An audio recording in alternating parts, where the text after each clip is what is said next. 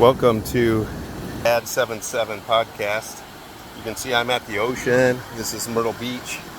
And this morning, me and the grandkids, my wife, we went looking for seashells. And had interesting thoughts while I was doing that. So I thought I would share them while I'm still here at the beach. Isn't that nice?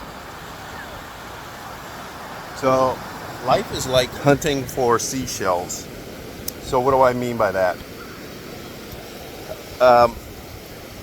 Some seashells are open and they're easy to find.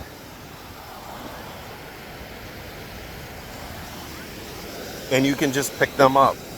Others are half buried and you have to kind of dig them up.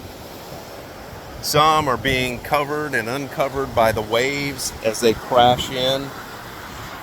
And some are being rolled up and then rolled back. And then there's others that you have to dig up, and people will have these screens and they will actually use a screen and then dig up seashells. But how is that like life? Well, good question, people, on this glorious day at the beach. Well, as you can see, the waves just keep coming and coming and coming. And that's how life is, that situations just keep coming and coming and coming at you. Don't stop. Some of them are good, some of them are fun, some of them you can ride in a long ways, and others of them crash on top of you and hurt. And that's the way life situations come at you. They can be good or they can be bad. Sometimes the seashells are just laying on the beach and they look good there. They're not in any trouble. The waves aren't close to them and they are not having any trouble. They're just sitting there and doing their life. Sometimes they're in the waves, though, in the turmoil of life, and they come rolling up and then rolling back out as the waves go out, and you have to be pretty quick to grab them, otherwise you will miss them. And sometimes as we get rolled up by life, the only way to get out of the waves that are uncontrollable in our lives is to go to God and have Him pluck you up out.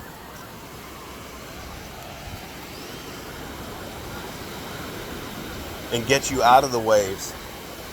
And sometimes the seashells, they look really super. They look like, oh, that's a good one.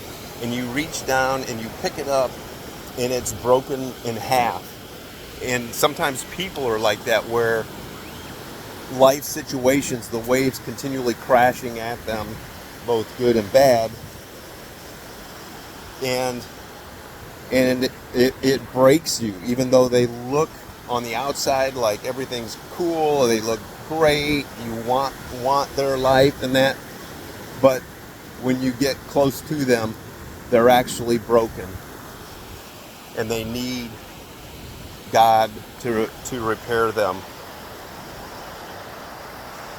Sometimes those waves will roll the seashells up that we talked about earlier, and roll up and roll back, and sometimes people are like that because, as in James 1:6 it says, without faith and without doubting in your faith, that you get tossed to and fro by the waves, and only sometimes God is able to come in and help and correct and mend those situations.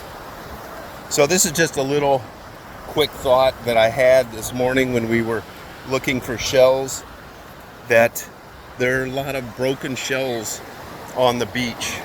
And people just walk by them and they look at them and they just keep on going. But our job as part of the church is to stop and help as many people that have broken and shattered lives as we can and help repair them just like we've been repaired. We're not better. We're just already transformed and healed by the power of God. So you want to know the power of God?